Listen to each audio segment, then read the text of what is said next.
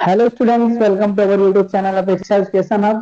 और आज हम आपको पढ़ाएंगे क्लास 10th में एक्सरसाइज 8.1 जो कि हमारी ट्रिग्नोमेट्री यानी कि त्रिकोणमिति से रिलेटेड है। तो जैसा कि अभी हम लोग अपने प्रीवियस वीडियोस अपलोड किए हैं उस पर आपको इस चैप्टर पे जो भी ट्रिक्स हैं, जो आपको फॉर्मूले हैं, उनको आप किस तरह से ट्रिक के थ्रू याद करेंगे या फिर किस तरह से आप उनको ट्रिक के थ्रू समझ लेंगे, इसका सारा का सारा जो हमारा वीडियो, इस पर हमने 2 वीडियो बनाए हैं। एक हमारा ट्रिग्नोमेट्री टेबल को लेकर के और एक हमारे जो ट्रिग्नोमेट्री फॉर्मूलाज है उनको लेकर के। तो उसके थ्रू आप जो आपके इस चैप्टर पे यूज होने वाले फॉर्मूले हैं उनको आप कर सकते हैं। उसकी लिंक हम डिस्क्रिप्शन बॉक्स पे आपके लिए छोड़ दिए हैं, तो आप डिस्क्रिप्शन बॉक्स पे जाकर के उस लिंक को टच करके देख सकते हैं कि जो हमारे क्वेश्चंस हैं उनके जो फॉर्मूले हमको पढ़ने हैं इस चैप्टर पे इंपॉर्टेंट, वो सारे के सारे आपको डिस्क्रिप्शन बॉक्स पे डिस्क्रिप्शन लिंक पे आपको मिल जाएंगे। तो आगे हम बढ़ते हैं अपने चैप्टर पे, यानी कि एक्सरसाइज 8.1 की क्वेश्चन नंबर फर्स्ट की ओर। तो जैसा कि आप देख रहे होंगे यहाँ पे क्वेश्चन लिखा हुआ है कि in triangle ABC right angle at D, यानी कि एक ट्राइंगल है और वो कैसा ट्राइंगल है? आपका राइट एंगल ट्राइंगल। जैसा कि आप जानते हैं कि राइट ट्राइंगल ट्राइंगल होता है वो कुछ आपको इस शेप में मिलता है और उस पर आपको यहाँ पे जो एंगल बनता है उसे आप इस शेप पे बनाएंगे। इस शेप पे कोई भी अगर आपको ट्रायंगल मिलता है तो आप ये समझ जाएंगे कि जब कभी आप किसी भी ट्रायंगल पे या फिर आप कभी ऐसा एंगल बना हुआ देखते हैं वहां पे आपका 90 डिग्री एंगल बनता है। तो यहाँ पे आप देखेंगे कि क्वेश्चन में कह रहा है कि एक triangle ABC right angle at D, यानी कि जो राइट एंगल है वो हमारा कहाँ पे है? डी। तो यहाँ पे हम ऐसा मान सकते हैं, साथ ही इसमें बोल रहा है AB equals to 24 and BC equals to 7 centimetre. तो अगर हम यहाँ से इसे A मान लें और इसे अगर हम यहाँ से C मान लें तो आप देखेंगे कि हमारा ये right angle triangle ABC complete हो जाएगा। और जब हम इसे जो हमें साइड दी गई है यानी AD इक्वल्स टू 24, तो इसको हम लिख लेते हैं यहाँ पे AD इक्वल्स टू 24 और BC इक्वल्स टू आपको यहाँ पे 7 सेंटीमीटर। अब आगे जब हम इस क्वेश्चन में बढ़ते हैं, हम इसको अब सॉल्व करते हैं। तो जब हम इसे सॉल्व करेंगे, सॉल्व करने से पहले हमको देखना क्या है कि हमें सॉल्व करना क्या है। तो यहाँ पे आप देखेंगे कि आपको साइन ए और कॉस ए ये सॉल्व करना है, यानी कि साइन ए की वैल्यू, ये जो हमारा एंगल यहाँ पे बन रहा है ए, इससे हमें साइन ए की वैल्यू सॉल्व करनी है और साथ ही कॉस ए यानी कि जो हमारी कॉस ए की वैल्यू है हमें फाइंड करना है। तो जैसा कि आप जानते हैं जो हमारा फॉर्मूला होता है, अभी हम लोग ने प्रीवियस वीडियो जो अपलोड किए हैं उस पर हमने आपको ट्रिक बताई है। एक तो ये आपकी लाल बटे कक्का और पंडित बद्री प्रसाद हर हर बोलो। इस ट्रिक के थ्रू हम यहाँ पे साइन की और कॉस की जो वैल्यू है उनको फाइंड कर लेते हैं। तो सबसे पहली चीज तो जब हम साइन की वैल्यू सॉल्व करते हैं तो जब भी हमें साइन की वैल्यू चाहिए तो साइन की वैल्यू यानी कि अगर हम यहाँ से साइन ए की वैल्यू फाइंड करेंगे तो सब यहाँ से साइन ए की वैल्यू फाइंड करेंगे तो उसके लिए फॉर्मूला होता है परपेंडिकुलर अपॉन हाइपोटेनस, यानी कि लंब बटे कर्ण। तो आप जानते हैं ये आपका परपेंडिकुलर, ये है आपका यहाँ पे बेस और ये आपका हाइपोटेनस। यानी कि आप देखेंगे तो आपको यहाँ पे बेस, परपेंडिकुलर और हाइपोटेनस ये आप जानते ही हैं। तो इसके अकॉर्डिंग अगर हम देखें तो हमको किस किस चीज की जरूरत है? एक तो आपको बीसी और दूसरी जो वैल्यू है वो हमको चाहिए हाइपोटेनस यानी कि आपके एसी की। तो यहाँ पे हमारे पास एबी और बीसी की तो वैल्यू है, लेकिन यहाँ पास हमारे पास हाइपोटेनस यानी कि आपके इस एसी की वैल्यू नहीं है। तो इस एसी की वैल्यू को जब हम फाइंड करेंगे तो हम इसे किस तरह से फाइंड करेंगे? इसके लिए सबसे पहले हमें पाइथागोरस थ्योरम, जो पाइथागोरस थे उन्होंने अपनी जो थ्योरम बताई थी पाइथागोरस ट्रिपलेट, यानी कि जो पाइथागोरस थ्योरम थी वो थी कि किसी हाइपोटेनस की, तो जो हमारी पाइथागोरस थ्योरम है वो होती क्या है वो आपको बताते हैं कि जो पाइथागोरस थ्योरम होती है, जब आगे हम इस क्वेश्चन को सॉल्व करेंगे तो सबसे पहले तो पाइथागोरस थ्योरम से हम हाइपोटेनस यानी कि कर्ण की वैल्यू को फाइंड कर लेते हैं। तो इसको फाइंड करने के लिए हम सबसे पहले यहाँ पे करते हैं बाई पाइथागोरस थ्योरम। अगर आप पाइथागोरस की प्रमेय से देखेंगे तो यहाँ पे आपको जो हमारा हाइपोटेनस है इसका स्क्वायर यानी कि हाइपोटेनस हमारा यहाँ पे है AC, तो square of hypotenuse AC square equals to AD square plus BC square, यानी कि AD square plus BC square.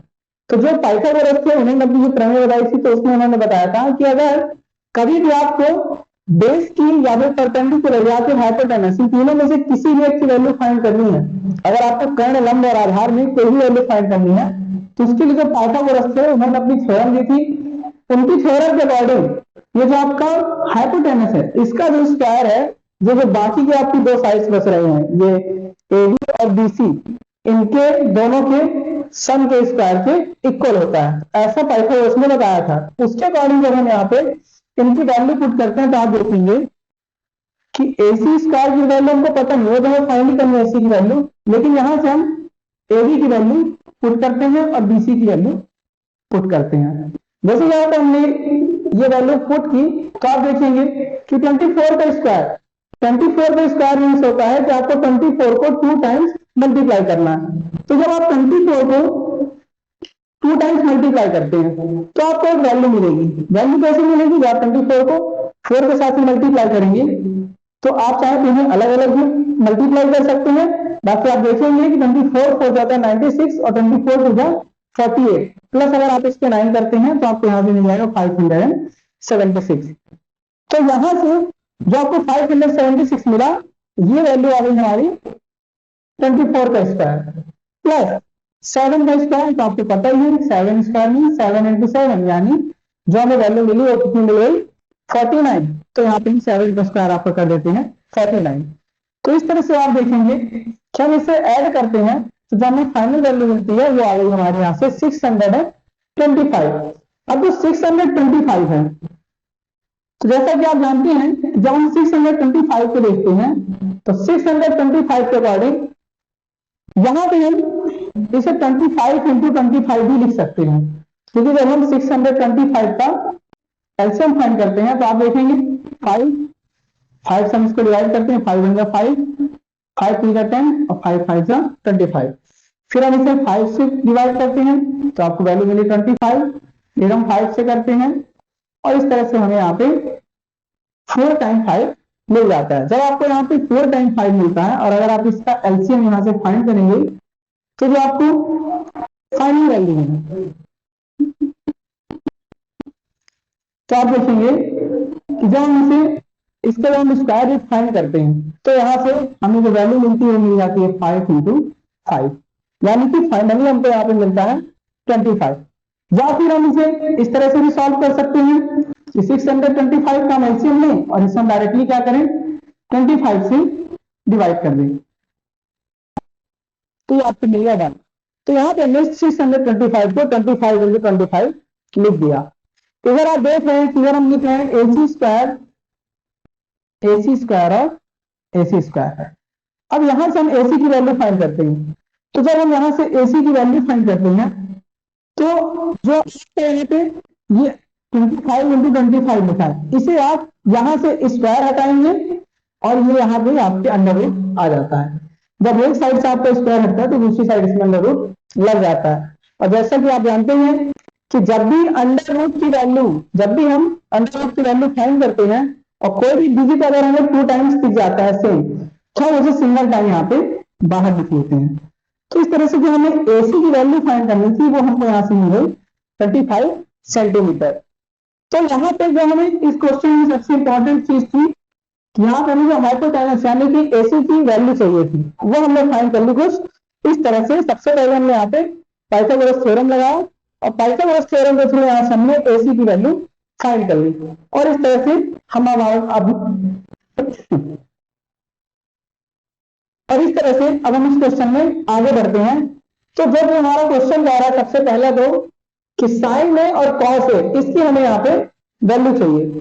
तो जैसा भी हमने आपको बताया साइन ए की अगर हम वैल्यू फाइंड करते हैं तो इसके लिए हमें सबसे पहले जरूरत किसकी होती है परपेंडिकुलर अपॉन हाइपोटेनस, यानी कि लंब बटे कर्ण। तो आप देखेंगे जो हमारा इस क्वेश्चन में परपेंडिकुलर है वो है BC और PC वो भी किस एंगल के लिए आपके एंगल A के लिए, जो परपेंडिकुलर है वो हो गया आपका BC, यानी कि उसके जस्ट अपोजिट, जो उसके जस्ट सामने साइड है वो आपकी कहला जाती है परपेंडिकुलर।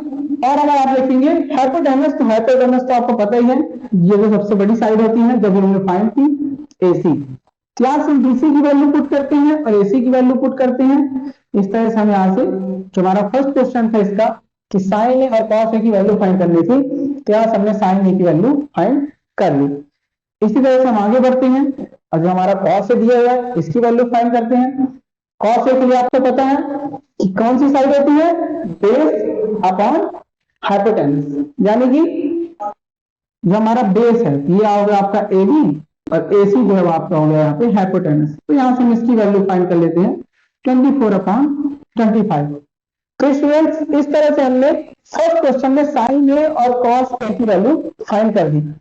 अब इसी के अकॉर्डिंग अगर इस क्वेश्चन को हम आगे बढ़े तो देखते हैं कि हमारे पास एक और क्वेश्चन है साइन सी और कॉस सी। तो जो हमारा सेकंड क्वेश्चन है जिससे हमें साइन सी और कॉस सी की वैल्यू फाइंड करनी है, तो देखिए अभी हमें यहाँ पे एंगल ए बोला गया था, तो हम यहाँ से एंगल ए, यानी हमारा ए कहाँ पे आ रहा है, ये जस्ट आपके यहाँ पे सामने आपको दिख रहा है, तो उसके अकॉर्डिंग हमने यहाँ पे वैल्यू फाइंड की, तो हमें 7/25 और 24/25 वैल्यू मिल गई साइन ए और कॉस ए की। अब आगे जब हम सॉल्व करेंगे तो हमारे पास ऑप्शन मिल रहा है साइन सी। अब हमको जो एंगल लेना है वो लेना है आपका ये सी वाला। तो जब हम सी के लिए साइन की वैल्यू लिखेंगे तो जो हमारी साइन की वैल्यू है वो होती है परपेंडिकुलर अपॉन हाइपोटेनस। तो यहां से आप देखेंगे कि अगर यहां से हम साइन सी की वैल्यू फाइंड करें तो वो थी हमारी परपेंडिकुलर अपॉन हाइपोटेनस। तो जस्ट परपेंडिकुलर मींस क्या होता है, ऐसी साइड जो जस्ट एकदम सामने आ रही है। तो एक साइड और जो सी है उसकी भी आपके सामने की साइड हो जाएगी ये, यानी कि अब ये जो आपका बेस है ये क्या कहला जाएगा आपका परपेंडिकुलर। किस कंडीशन में, जब ये एंगल क्या होगा हमारा सी। मैं इस डायग्राम को थोड़ा सा आपको चेक करवाता हूं कि आखिरकार किस तरह से सी के सामने आ रही है। तो आप यहाँ पे देखेंगे कि हमने यहाँ पे डायग्राम को थोड़ा सा चेंज कर दिया। चेंज क्या कर दिया हमने इसको रोटेट कर दिया और यहाँ पे ए कर दिया हमने और यहाँ पे बी और यहाँ पे सी। तो अब आप देखेंगे कि अगर हम यहाँ पे सी एंगल लेते हैं तो सी के जस्ट जो सामने साइड है वो आपकी हो जाएगी ए बी, यानी कि परपेंडिकुलर का वर्क कौन करेगा, ए बी। तो उस तरह से जो सी है आपका उसके ठीक सामने ये जो साइड है, अब ये किसका वर्क करेगी हमारी परपेंडिकुलर का। और ये जो साइड जस्ट उसके एडजेंट है यानी कि जस्ट बगल से लगी हुई है, ये आपके लिए अब बेस कवर करेगी और हाइपोटेनस का आपका सेम ही रहेगा। तो यहां से एडी हमारा पी बन गया और जो बीसी है वो हमारा बेस बन गया और हाइपोटेनस हमारा सेम है। तो उसके अकॉर्डिंग हम साइन सी की वैल्यू फाइंड करेंगे। तो ये जो वैल्यू है साइन सी की ये हो जाएगी हमारी एडी अपॉन एसी, यानी कि यहां से हम साइन सी की वैल्यू फाइंड करेंगे तो वो हमको मिल जाएगी 24/25। इसी तरह से क्वेश्चन में कह रहा है कॉस सी, हम यहाँ पे कॉस सी की भी वैल्यू फाइंड कर देते हैं। जब हम कॉस सी की वैल्यू फाइंड करेंगे तो ये हो जाएगी बेस अपॉन आपका हाइपोटेनस, यानी कि जो बेस है, अब बेस हमारा वर्क कर रहा है बीसी अपॉन एसी। मैंने आप यहां से देखेंगे तो आपको यहां से कॉस सी की वैल्यू मिल जाएगी 7/25। और इस तरह से हम इस क्वेश्चन को पूरी तरह से सॉल्व कर लेते हैं। तो जो हमारा इसका सेकंड क्वेश्चन था उसके लिए हमें डायग्राम ये समझ लेना है कि किस तरह से हमने जो हमारा बीसी है उसको हमने बेस में कन्वर्ट किया और जो हमारा एबी है उसको हमने आपके परपेंडिकुलर यानी कि लंब के रूप में कन्वर्ट कर दिया। तो स्टूडेंट्स इस तरह से ये हमारे एक्सरसाइज का क्वेश्चन नंबर फर्स्ट था जो कि हमने अभी पूरा सॉल्व कर दिया। तो अगर तो इस तरह से हमारा जो क्वेश्चन नंबर फर्स्ट से कंप्लीट होता है और हम बढ़ते हैं अपने अगले क्वेश्चन यानी कि क्वेश्चन नंबर सेकंड की ओर। तो स्टूडेंट्स जो हमारा इस चैप्टर का इस एक्सरसाइज का क्वेश्चन नंबर सेकंड है वो आपके सामने ये है कि यहां से आपको tan p minus cot r equals की वैल्यू फाइंड करनी है कि आखिरकार वो कितनी आ रही है। लेकिन इसके लिए आपको एक यहाँ पे डायग्राम दिया हुआ है कि एक डायग्राम और पी क्यू आर, इसमें आपको पीपी की वैल्यू और पी आर की वैल्यू दी हुई है 12 सेंटीमीटर और 13 सेंटीमीटर। तो यहां से हमें इसका जो बेस है यानी कि जो क्यू आर है इसकी वैल्यू फाइंड करनी है। तो जैसा कि हमने प्रीवियस क्वेश्चन पे सॉल्व किया था, सबसे पहले हमने क्या किया था हमने यहाँ पे सबसे पहले पाइथागोरस थ्योरम ली थी, तो ठीक उसी की तरह हम यहाँ पे जो पाइथागोरस थ्योरम आप देखेंगे पी आर के स्क्वायर, क्योंकि जो पी आर हमारी सबसे बड़ी साइड हमको दिख रही है, equals to P Q square plus Q R square. हम इसको सॉल्व करते हैं, तो यहाँ पे हमारे पास पी आर की वैल्यू दी हुई है 13, इसका स्क्वायर हो गया और ये हो गया आपका 12 square plus Q R square, ये हो गया आपका 169, 13 into 13 means 169 equals to 12 into 12 144 Q R square. तो 169 हम 144 को दूसरी साइड ट्रांसफर करते हैं, तो आप देखेंगे कि यहाँ से आपको जो क्यू आर की वैल्यू है वो कुछ इस तरह से 25, यानी कि क्यू आर स्क्वायर जो है वो मिल गया हमें 25। तो आप देखेंगे कि जब हमें यहाँ पे Q R square equal to 25 value मिली, तो हम यहाँ पे सबसे पहले 25 का एलसीएम करते हैं। तो जब हम 25 का एलसीएम करते हैं तो हमको मिल जाता है 5 इंटू 5, और जैसा कि अभी हमने अपने पिछले क्वेश्चन पे किया है, जब हम किसी भी चीज की वैल्यू फाइंड करते हैं जैसे क्यू आर की, तो हम यहाँ से स्क्वायर हटाते हैं तो यहाँ हमारा अंडर रूट आ जाता है, और इस तरह से हम यहाँ पे Q R equals to 5 centimetre, यानी कि जो हमको नई वैल्यू मिली उसे सॉल्व कर लेते हैं। 5 सेंटीमीटर आपको कैसे आया, जब भी कोई भी नंबर 2 टाइम्स इस स्क्वायर रूट के अंदर होता है तो उसको हम बाहर सिंगल टाइम लिख देते हैं। तो इस तरह से हमने यहाँ पे Q R equals to 5 centimetre value find कर ली। आगे आप देखेंगे कि हमारा जो क्वेश्चन है इसमें बोल रहा है कि tan b minus cot R, ये वैल्यू हमको ये सॉल्व करनी है कि इसकी जो हमें फाइनल वैल्यू मिल रही है इस क्वेश्चन में कितनी मिल रही है, उसका आंसर क्या आ रहा है। इसके लिए हम सबसे पहले tan p की वैल्यू को फाइंड करते हैं। तो जब हम tan p की वैल्यू को फाइंड करेंगे तो आप देखेंगे कि p के अकॉर्डिंग आपको पता है कि tan थीटा इक्वल्स टू होता है आपका परपेंडिकुलर अपॉन बेस। तो tan p की जस्ट जो परपेंडिकुलर साइड है वो आपकी कहला जाएगी जो इसके सामने है, यानी कि क्यू आर। तो क्यू आर की वैल्यू यहाँ पे आपकी 5 सेंटीमीटर। तो जब हम tan p की वैल्यू सॉल्व करेंगे तो इसको हम सॉल्व करेंगे Q R upon P Q, यानी कि परपेंडिकुलर अपॉन आपका बेस। तो जब आप इस वैल्यू को देखेंगे तो यहां से जो हमारा क्यू आर है इसकी वैल्यू होगी आपकी 5 अपॉन 12, पी क्यू की वैल्यू होगी आपकी 12। तो यहां से हमें जो tan p की वैल्यू मिली वो हमारी आ गई 5 अपॉन 12। आगे बढ़ते हैं तो cot r की वैल्यू फाइंड करते हैं। तो cot r मींस ये जो एंगल हमारा है वो कहां पे बनेगा, r पे। cot r यानी कि अगर आप देखेंगे जो cot थीटा होता है उसकी वैल्यू होती है जस्ट अपोजिट tan की, तो ये आएगा आपका बेस अपॉन परपेंडिकुलर। तो इस एंगल r के लिए जो बेस है वो हो जाएगा आपका क्यू आर, और जो परपेंडिकुलर हो जाएगा इसके ठीक जो सामने की साइड है, यानी कि पी क्यू। जैसे हमने आपको पिछले क्वेश्चन पे बताया है कि किस तरह से हम सामने की साइड को देख लेते हैं कि कौन सी साइड अपोजिट यानी परपेंडिकुलर का वर्क कर रही है और कौन सी साइड हमारी बेस का वर्क कर रही है। तो यहाँ से हम cot r की वैल्यू जब फाइंड करते हैं तो वो हमारी हो जाएगी Q R upon P Q. जब हम वैल्यू पुट करते हैं तो हमें यहाँ पे वैल्यू मिल गई cot r इक्वल्स टू आपका 5 अपॉन 12। तो जब हम इस क्वेश्चन पे देखते हैं कि जब हमको वैल्यू फाइंड करनी है यानी कि tan p और cot r की, तो वो कैसे फाइंड करेंगे। तो सबसे पहले तो हम इस क्वेश्चन पे लिखते हैं tan p माइनस